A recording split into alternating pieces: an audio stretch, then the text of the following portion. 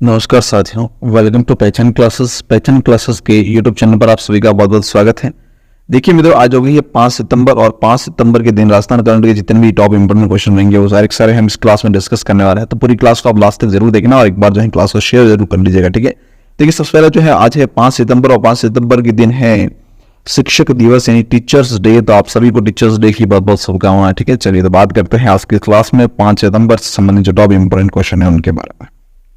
इसमें हम बात करेंगे श्री जयनयन व्यास स्मृति टाउन हॉल का लोकार्पण, फिर हम बात करेंगे बेटियों और महिलाओं को आत्मनिर्भर बनाने के लिए पायलट प्रोजेक्ट शुरू किया गया, फिर हम बात करेंगे 30वां मथुरादास माथुर अवार्ड के बारे में, फिर हम देखेंगे युद्ध अभ्यास डेजर्ट स्ट्राइक, ठीक है। तो इस प्रकार से कुछ इंपोर्टेंट क्वेश्चन के साथ में इंपोर्टेंट फैक्ट के साथ में जो है हम इस क्लास में डिस्कस करने वाले हैं राजस्थान करंट के टॉप इंपोर्टेंट क्वेश्चन 5 सितंबर से संबंधित, ठीक है। चलिए तो बात करते हैं हैप्पी टीचर्स डे के साथ में। सबसे पहले देखिएगा हम बात कर रहे हैं यस्टरडे रिवीजन, कल जो हमने लास्ट क्लास में देखा था उसका एक बार ब्रीफली रिवीजन देख लेते हैं, फिर हम बात करेंगे आज के टॉप इंपोर्टेंट क्वेश्चन के बारे में। देखिए लास्ट वीडियो था उसमें हमने देखा था राजस्थान राष्ट्रीय फसल बीमा पोर्टल का राजस्व रिकॉर्ड ई-30 के साथ में इंटीग्रेशन करने वाला देश का राज्य बन गया है, तो वह तीसरे नंबर का राज्य बन गया है। फिर हमने बात की थी प्रदेश में नए राज्यों के गठन के लिए गठित की गई रामलुभाया समिति का कार्यकाल कितने समय के लिए बढ़ाने की मंजूरी मिली है, तो 6 महीने बढ़ाने की मंजूरी मिली है। फिर यह प्रदेश में 5 सितंबर 2023 को शिक्षक दिवस के अवसर पर राजकीय उच्च माध्यमिक विद्यालयों में किस कार्यक्रम के तहत ई एजुकेशन का शुभारंभ किया जाएगा, तो वो मिशन स्टार्ट के तहत ई एजुकेशन का शुभारंभ किया जाएगा। और 5 सितंबर यानी कि आज ही 5 सितंबर है और आज ही शिक्षक दिवस मनाया जाता है, ठीक है। चलिए फिर देखिए नेक्स्ट क्वेश्चन है हाल ही में मुख्यमंत्री ने प्रदेश में कितने नए संस्कृत विद्यालय खोलने की मंजूरी प्रदान की है, तो 10 नए संस्कृत विद्यालय खोलने की मंजूरी प्रदान की है। फिर है वर्ष 1922 से वर्ष 2022-23 के लिए राजस्थान उद्योग रत्न पुरस्कार योजना के तहत राजस्थान हस्तशिल्प रत्न पुरस्कार किसे दिया जाएगा, तो यह इंदर सिंह कुदरत को दिया जाएगा। फिर सबसे बड़ा तेजाजी मंदिर राज्य के किस जिले में बनाया जा रहा है, तो यह बनाया जा रहा है करनाल नागौर के अंतर्गत। फिर नेक्स्ट है राजस्थान में प्रत्येक वर्ष विमुक्त घुमंतु एवं अर्ध घुमंतु जनजाति दिवस कब मनाया जाएगा, तो 31 अगस्त को यह मनाया जाएगा। फिर नेक्स्ट क्वेश्चन हमने पढ़ा था अखिल भारतीय कराटे चैंपियनशिप में राजस्थान ने कुल कितने पदक जीते, तो इसमें राजस्थान टोटल 4 पदक जीते, जिसमें से 2 पदक जो है वो गोल्ड पदक है। कौन से 2 जो है वो कौन से है भाई, गोल्ड पदक है, ठीक है। फिर नेक्स्ट हमने बात की थी प्रदेश में जल गुणवत्ता जांच परियोजना कितने जिलों में स्थापित करने की घोषणा की गई, तो देखिए 33 जिलों में पहले से स्थापित है और अभी जो नए जिले बने उनमें भी स्थापित किया जाएगा। इसका मतलब टोटल जो 50 जिले है सभी में स्थापित की जाएगी, ठीक है। चलिए फिर नेक्स्ट अब हम बात करते हैं आज के जो टॉप इंपोर्टेंट क्वेश्चन है उनके बारे में। फर्स्ट क्वेश्चन जो है वो आपके सामने दिया हुआ है हाल ही में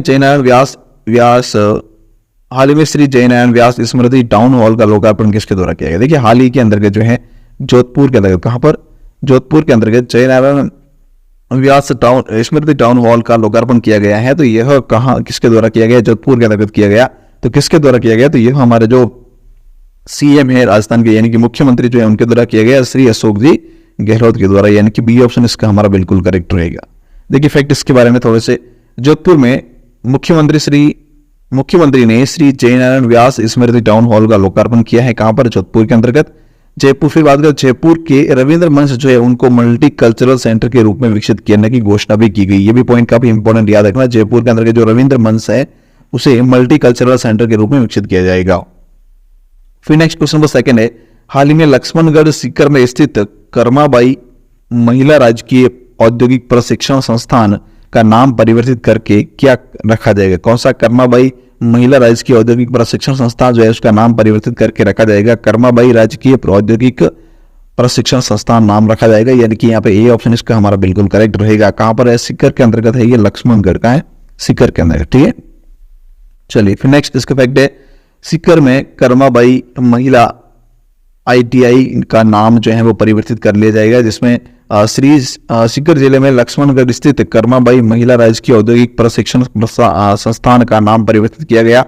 इसका नाम जो है, इस संस्थान का नाम अब कर्माबाई राजकीय औद्योगिक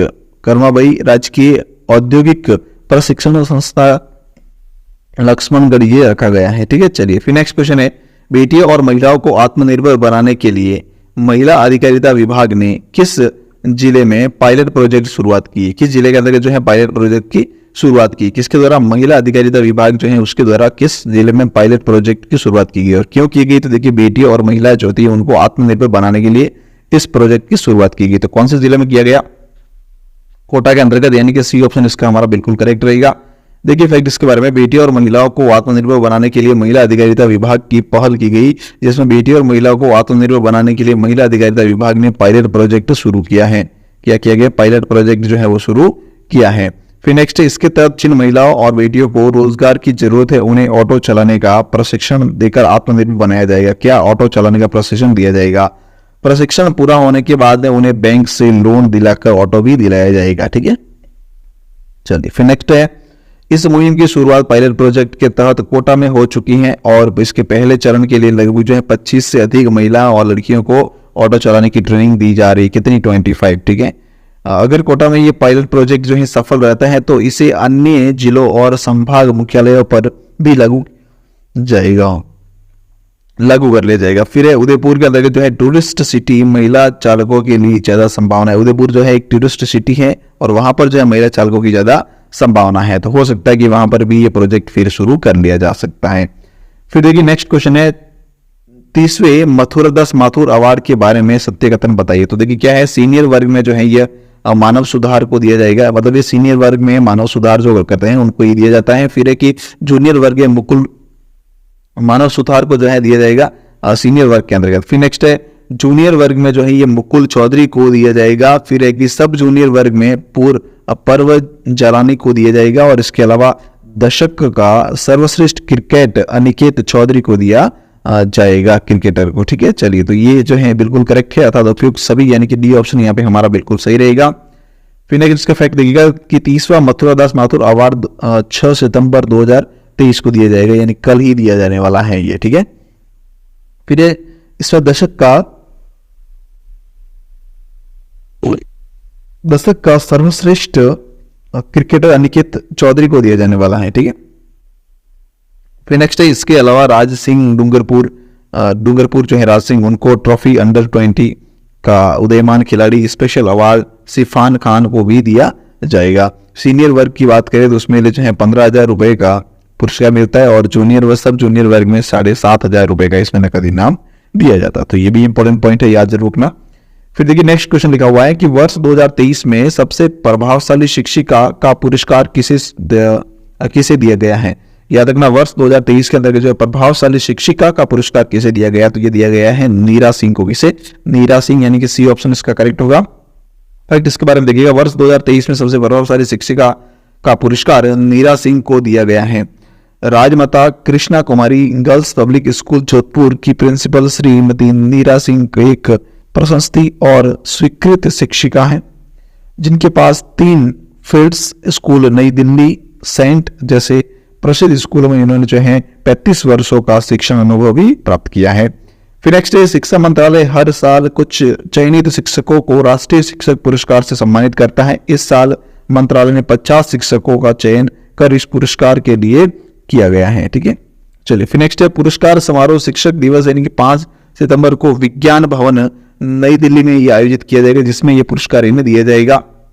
प्रत्येक पुरस्कार में सर्टिफिकेट ऑफ मेरिट, उसके अलावा 50,000 रुपए की नकद पुरस्कार और एक जो है रजत पदक दिया जाएगा। तो ये 3 चीजें, सर्टिफिकेट, फिर 50,000 रुपए का नकद पुरस्कार और इसके अलावा एक रजत पदक भी दिया जाता है। राजस्थान से इस प्रकार से 2 चिकित्साएं, जिसमें आशा रानी सुमन और शीला असोपा जो है उनको राष्ट्रीय पुरस्कार के लिए 2023 में चुना गया है। ठीक है, चलिए देखो 5 सितंबर को, यानी कि आज जो है ये पुरस्कार दिया जाएगा। कब? 5 सितंबर को ये पुरस्कार दिया जाता है।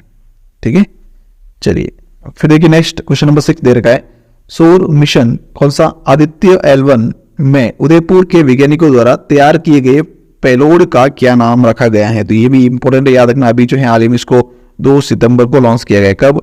2 सितंबर को लॉन्च किया गया। किसे? आदित्य L1 को। और ये किसका कार्य क्या है, तो याद रखना ये जो है सूर्य से लगभग 15,000 किलोमीटर दूर रहकर उसकी स्टडी करेगा। किसकी? सूर्य की स्टडी इसके द्वारा की जाएगी। ठीक है, चलिए तो इसमें जो है वो एस्पेक्ट्स जो है वो उदयपुर के वैज्ञानिकों द्वारा तैयार किया गया पेलोड है, यानी कि Aditya solar wind particle experiment जो है ये किया गया है। किसके द्वारा? उदयपुर के वैज्ञानिकों द्वारा। ठीक है, चलिए तो यहाँ पे बी ऑप्शन जो है हमारा बिल्कुल सही रहेगा। देखिए फैक्ट इसके बारे में क्या है, आदित्य L1 में 7 पेलोड, इनमें से एक उदयपुर के वैज्ञानिकों द्वारा बनाया गया है। 7 पेलोड है, जिसमें से एक पेलोड जो है वो उदयपुर के वैज्ञानिकों द्वारा बनाया गया है। नेक्स्ट चंद्रयान 3 की सफलता के बाद में अब भारत जो है अपना परचम फहराने के लिए सूरज की तरफ बढ़ रहा है। पहले चंद्रयान पर जो है इन्होंने अभी भेजा था चंद्रयान 3 और चंद्रमा पर, और अभी जो है सूर्य पर इन्होंने भेजा है।